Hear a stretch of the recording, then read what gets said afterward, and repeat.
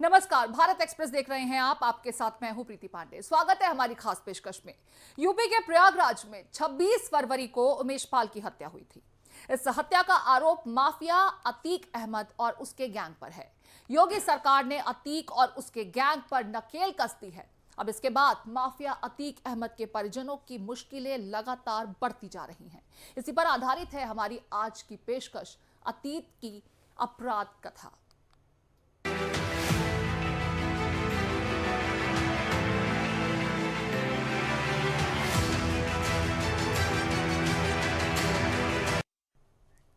UP Prayagraj में उमेश पाल हत्याकांड की जांच के दौरान पुलिस ने 5 लोगों को गिरफ्तार किया है। इनके पास से 2.25 लाख रुपए बरामद किए गए। इसके बाद गिरफ्तार लोगों में से 2 की निशानदेही पर माफिया अतीक अहमद के चकिया स्थित कार्यालय से लगभग 73 लाख रुपए और हथियारों का जखीरा बरामद किया गया। इस माफिया को मिट्टी में मिला देंगे।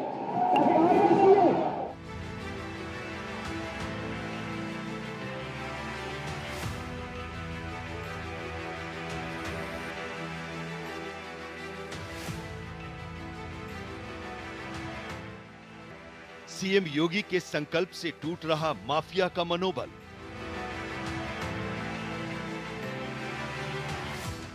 अतीक के गुनाहों का हिसाब ले रही है यूपी पुलिस।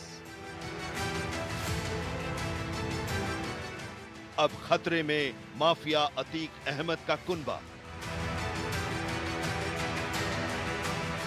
सीसीटीवी से हो रही पल पल की निगरानी। माफिया अतीक अहमद की चकिया स्थित जिस संपत्ति को पीडीए ने कुछ दिनों पहले 6 घंटे में ढहा दिया था, पुलिस ने अतीक के उसी दफ्तर के पिछले हिस्से में छापेमारी की तो पुलिस की आंखें फटी रह गईं। दीवारों और फर्श को तोड़ते ही 72,37,000 नकद रुपए बरामद हुए। पुलिस ने अतीक के 5 गुर्गों को भी गिरफ्तार कर लिया है। उनके पास से भी 2,25,000 कैश मिला। इस तरह कुल 74,62,000 कैश बरामद किया गया।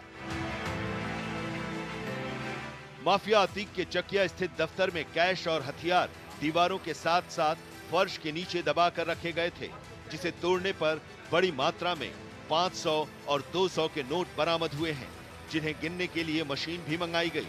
भारी पुलिस बल के साथ अफसरों की टीम और प्रयागराज के पुलिस कमिश्नर रमित शर्मा भी मौजूद थे। हथियारों में 5 पिस्टल, 5 तमंचे और 1 मैगजीन के साथ 112 कारतूस बरामद किए गए। उमेश पाल मर्डर केस में पुलिस लगातार छापेमारी और दबिश दे रही है।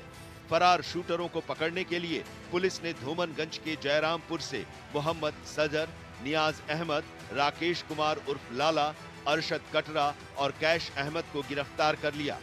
राकेश उर्फ लाला अतीक के यहाँ पर 19 वर्ष से मुंशी का काम करता रहा है। कैश अहमद सरगना अतीक के घर में पिछले कई वर्षों से ड्राइवर है।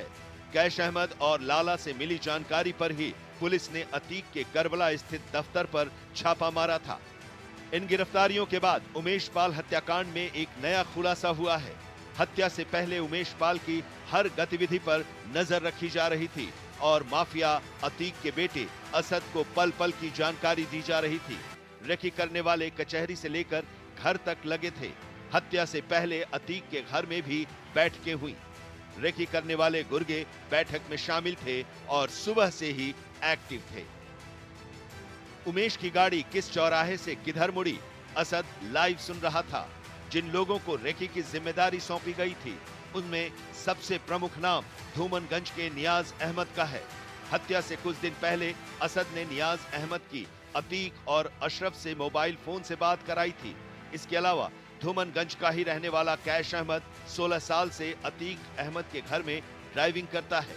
हत्या के बाद असद और शाइस्ता ने गिरोह के असलहों और कैश को छिपाने की जिम्मेदारी दी थी।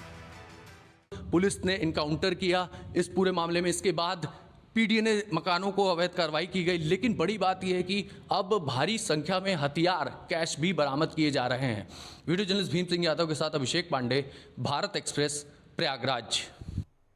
उमेश पाल हत्याकांड 26वें दिन भी लगातार सुर्खियों में है। हत्याकांड के 5 मोस्ट वांटेड पुलिस की गिरफ्त से बाहर हैं, लेकिन माफिया और गैंगस्टर्स को मिट्टी में मिलाने का प्रण है और इसीलिए नेपाल से लेकर भूटान तक दबिश दी जा रही है। इनामी राशि 2.5 लाख से बढ़ाकर 5 लाख कर दी गई है और अब सीएम योगी के आदेश पर आरोपियों के घरों पर नोटिस लगा दिए गए हैं। बहुत जल्द एक बार फिर बुलडोजर एक्शन देखने को मिलेगा।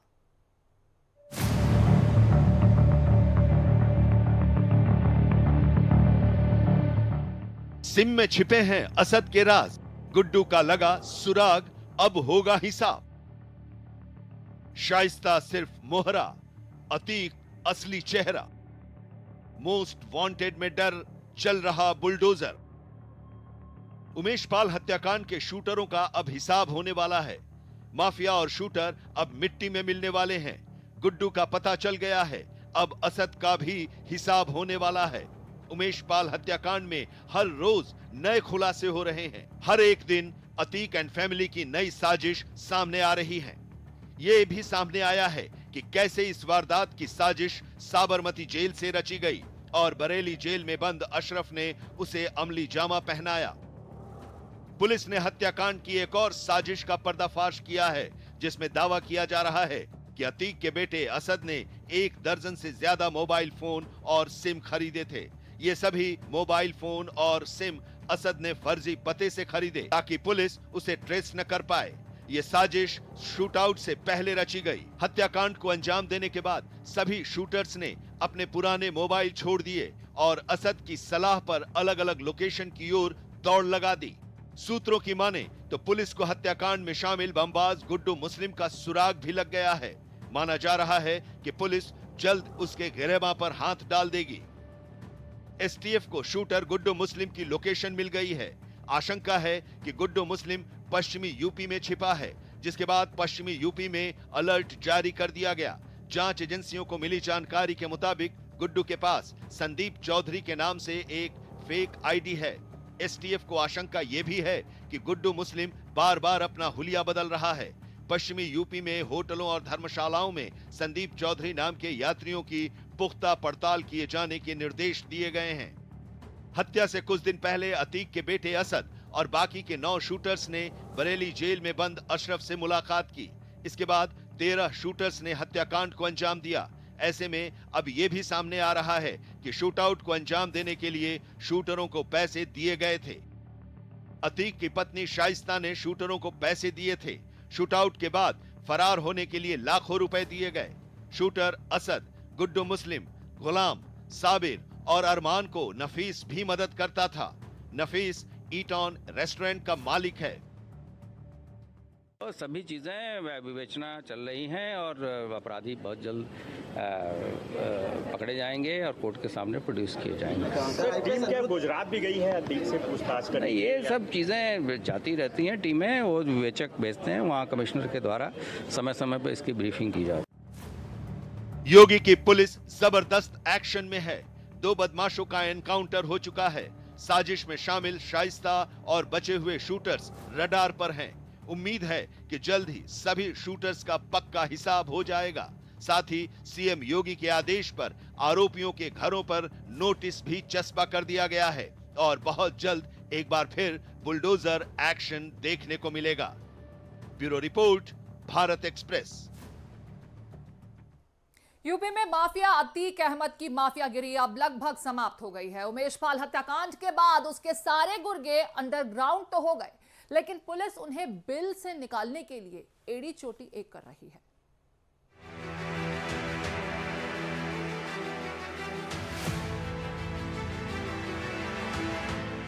जरायम की दुनिया से सियासी सफर तय करने वाला माफिया अतीक अहमद की चूलें हिल गई हैं। अतीक ने जुर्म की दुनिया में बादशाहत कायम की और अपने पूरे परिवार को भी गुनाहों के दलदल में झोंकता चला गया। लेकिन अब अतीक की काली दुनिया दरकती जा रही है। उमेश पाल हत्याकांड में अतीक का परिवार और उसके गुर्गों पर पुलिस का शिकंजा कसता जा रहा है। अब हालत ये हो गई कि उसके परिवार का कोई पैरोकार तक नहीं बचा है। उमेश पाल मर्डर केस में अतीक की बीवी शाइस्ता और उसका तीसरा बेटा असद अहमद फरार है। दोनों यूपी पुलिस के मोस्ट वांटेड हैं, जबकि अलग अलग केस में अतीक का भाई अशरफ बरेली जेल में बंद है और उसका एक और बेटा उमर लखनऊ और दूसरा बेटा अली प्रयागराज नैनी जेल में बंद है। जबकि अतीक के 2 नाबालिग बेटे बाल संरक्षण गृह में हैं।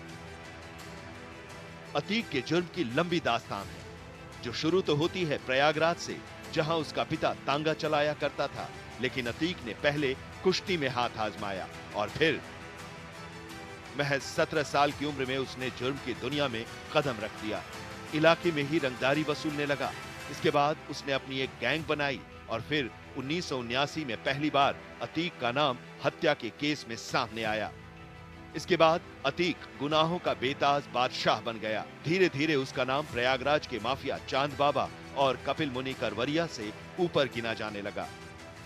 वो पूरे प्रदेश में जमीन कब्जा करना, हत्या, लूट, डकैती और फिरौती की घटनाओं को अंजाम देने लगा। अतीक के खिलाफ सैकड़ों केस दर्ज हुए, लेकिन वो कानून के शिकंजे में आने से बचता रहा। और जब अतीक ने माफिया का रसूख हासिल कर लिया, तब सियासत में उसने हाथ आजमाया, राजनीति के लिए जमीन तैयार करनी शुरू की।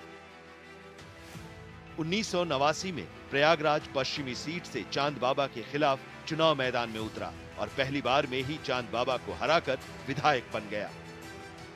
इसके बाद अतीक ने पीछे मुड़कर नहीं देखा और सियासत के दम पर अपराध की दुनिया में एक अलग मुकाम बना लिया। अतीक 5 बार विधायक और 1 बार सांसद चुना गया। लेकिन अतीक के आतंक और उसके जुर्म की काली दुनिया तब ढहने लगी जब 2017 में यूपी में बीजेपी की सरकार आई। पुलिस ने अतीक और उसके गुर्गों पर शिकंजा कसना शुरू कर दिया।